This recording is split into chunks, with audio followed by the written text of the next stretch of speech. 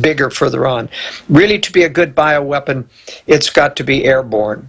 And I think it's pretty clear that unless this mutation occurs, that Ebola is not yet airborne, except for the fact that micro droplets, whether through a sneeze or a cough or even a laugh from an Ebola-infected person, does become airborne.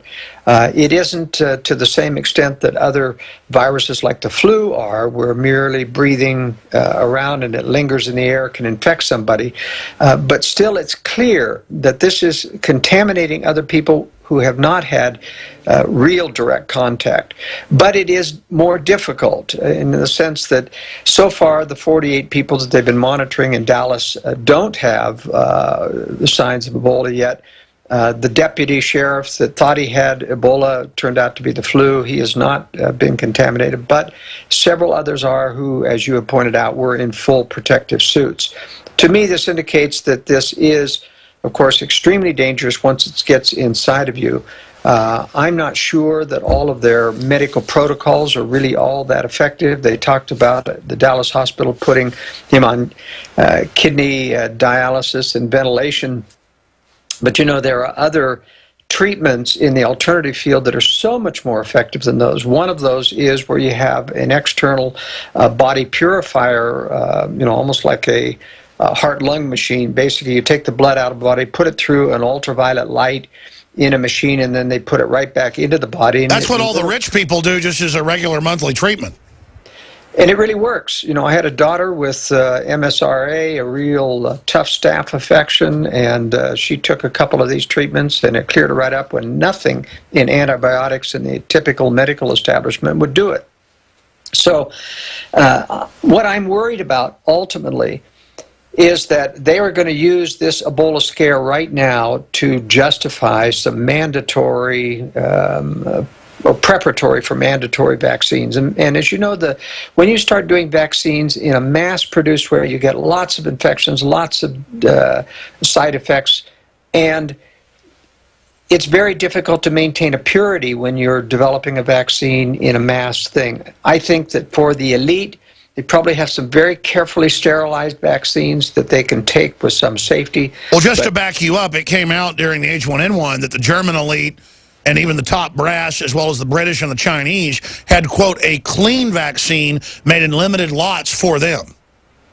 Yeah, and I think that's real and very possible. I mean, clearly, as you said, the vaccine immunology is a proven technology, but it has been a disaster in terms of mass vaccination of people. And clearly, the adjuvants that are put in there and the preservatives, the mercury and the other things in there are damaging to people, especially young children. You know, I think anybody who survives an inoculation does so because their immune system is tough enough to fight it. But you start giving this stuff to children and young people and babies, worst of all, who don't have a developed immune system, and I think that's criminal in its difficulty. I'm not sure, Alex, if this is going to turn into a worldwide panic. I personally, my gut feeling is it's not, but it's going to get bad enough that it's going to engage a great deal of government propaganda, a great deal of government mandatory action, and get people conditioned for obeying those orders. And so, as I've said a long time, you know, if there was ever a need for people to prepare in advance for strategic relocation, whether it's even for a friend, you've got to get out of big cities, you've got to do self-quarantine if these things are coming to pass. You can't go to church, you can't send your kids to school, and you don't go into a big office building because, you know, the amount of contamination that you can get there is significant. You know, people have to watch this carefully. You don't bail out of your job just because of the potential, but when people start to show up ill, in the community, and there's a chance that it could be near an office, you're going to have to establish a policy of taking a leave of absence, hoping that your employer will understand.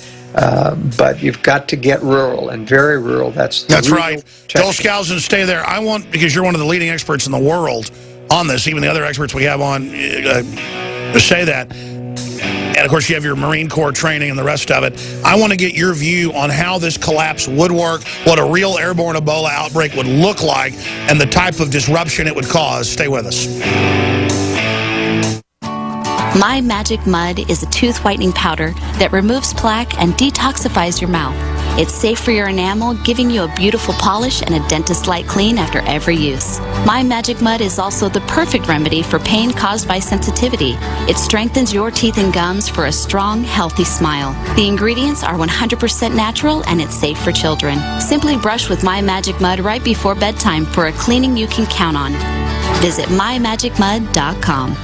Digestive health is key to wellness, and Pro-EM1 is the key to digestive health. Pro-EM1 is a daily liquid probiotic that improves food absorption and supports weight loss by removing toxins from your system. Recommended by doctors, Pro-EM1 is 100% natural, organic, non-GMO, wheat, soy, gluten, and dairy-free. Call us today at 888-611-8025 or visit ProEM1.com to save over $25 on your order. That's 888-611-8025 or PROEM1.com.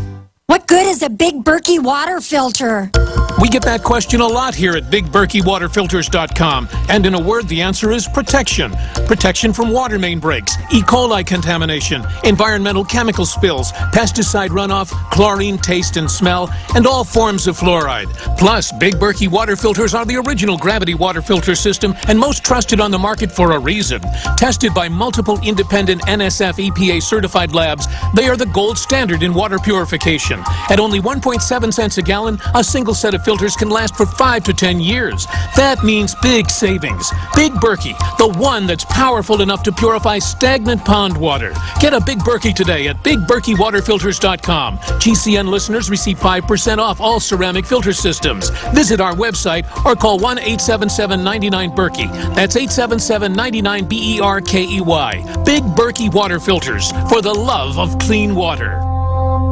On September 30th, 2014, the first confirmed case of Ebola appeared in the U.S. This, combined with several other unidentified viruses, have some of our customers at 30dayfoodsupply.com concerned about the safety of our domestic food supply, resulting in a surge of our $99 90-serving kits. While we at 30dayfoodsupply.com have no expertise in epidemiology, we are aggressively purchasing raw materials that are currently in stock, and we intend to continue to sell our 30-day non-GMO emergency food supply for only $99 as long as we can. Oregon Trail Foods and 30dayfoodsupply.com keep prices low by buying directly from the producers in Oregon and then pass the savings on to you. Call 541-229-0010 and purchase our 30-day, 90-day serving emergency food supplies for only $99, and $10 ships your entire order to the lower 48. Visit our website at 30dayfoodsupply.com or call 541-229-0010. 541-229-0010. Next to water and food, you need a safe, storable fuel supply for your preparedness needs. Spare fuel is the answer. Spare fuel can be used in any gas-powered vehicle or generator. Spare fuel is perfect for any unforeseen out-of-gas emergencies. Unlike gasoline, spare fuel is safe to store with your other supplies, and it can be stored for many years. Go to GetSpareFuel.com for special pricing. That's GetSpareFuel.com. Nanoparasites, termed viruses, infect the iron-poison population, for they require a host with iron to replicate. Parasites are propagated via the food and water supply and through vaccinations. Those born after 1945 have the vaccine parasite set to activate now. Due to unprecedented iron intake, officials prepare for pandemics because they know the vaccine parasites are activating on a mass scale. This is the extermination plan, people. For further information, go to unveilingthem.com. UNVEILING them.com. Unveilingthem.com.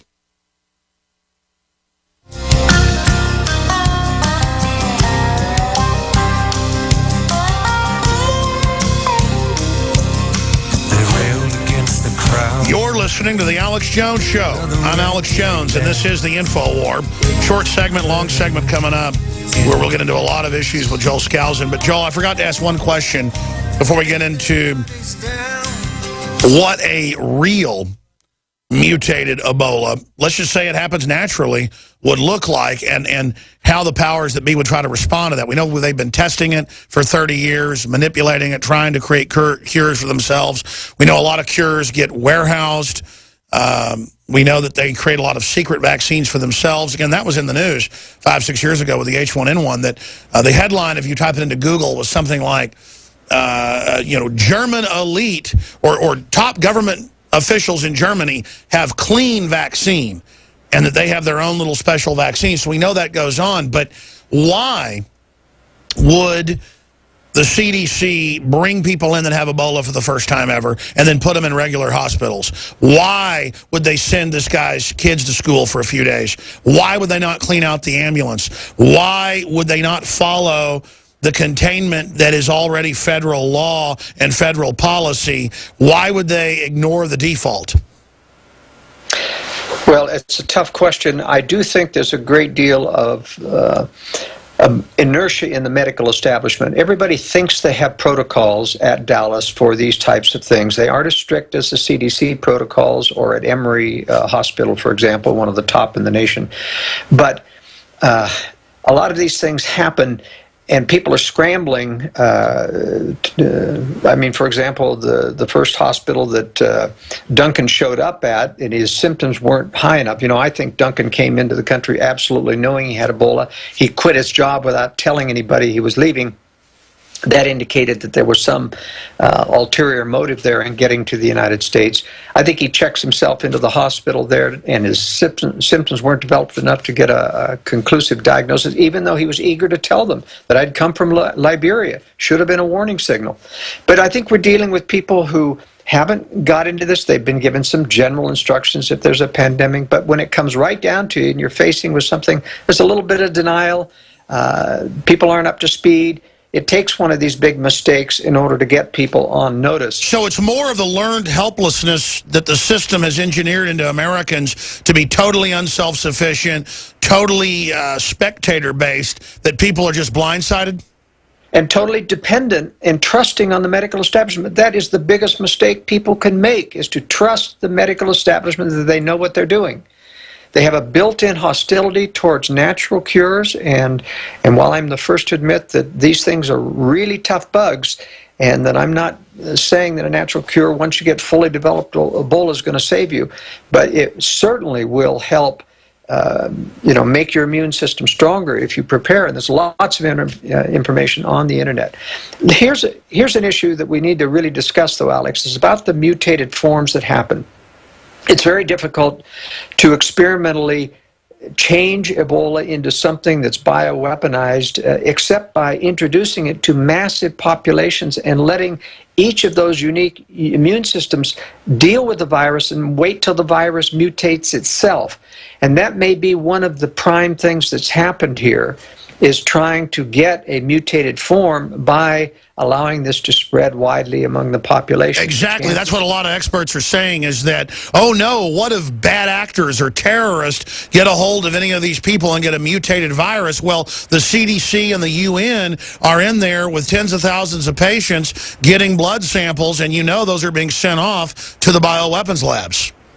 That's right. Now, here's what happens, though. Remember that if you're going to do a bioweapon, and you're going to protect yourself as the elite with a special vaccine, you really have to wait till you get to that mutated form. And they haven't got there yet. They haven't got to the totally airborne. And once they get to the airborne form of Ebola, they've got to then develop a vaccine specifically for that.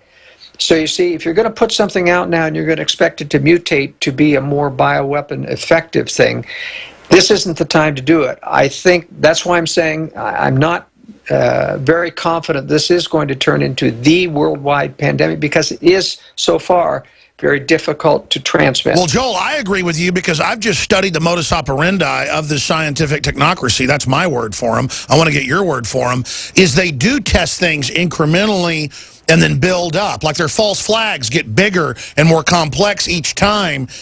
They like to try to organize things. They're very OCD. Yes, and I'll agree, Alex. And I think we're in this process of testing and probing. It's just like chemtrails. Chemtrails are very real, but they keep changing the pattern, changing the chemicals.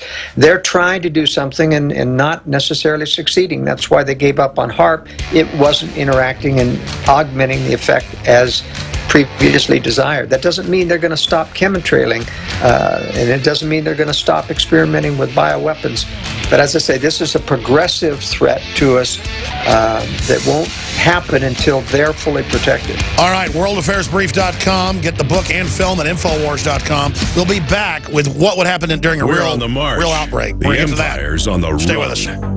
Alex Jones and the GCN Radio Network.